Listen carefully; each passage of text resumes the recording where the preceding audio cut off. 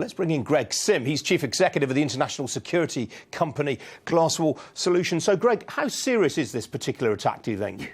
Well, it's a serious attack, as you can tell. I mean, it's spread globally, Ian. And is it surprising? Probably not. It started in Ukraine, allegedly. Our intelligence people tell us that it's likely to have started through an email, through an attachment or a link with a Microsoft Word document. And that's how easy, remember, that these things can actually trigger, how the infection started, how the beachhead has started. So how do companies and individuals protect themselves then? Is it something as straightforward and simple as just not clicking on an attachment that looks dubious?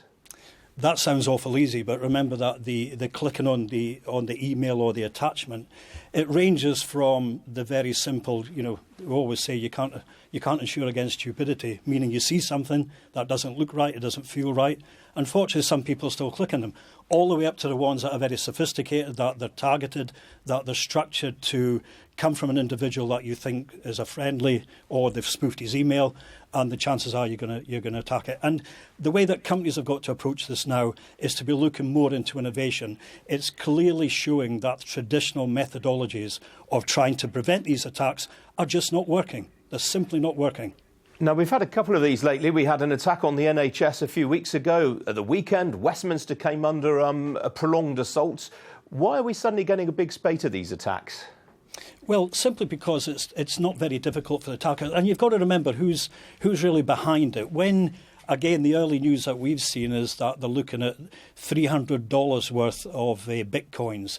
Now, in the face of it, you think, well, why would you want to do an attack like that and only gain $300 worth? So then does your mind go to a state-driven attack?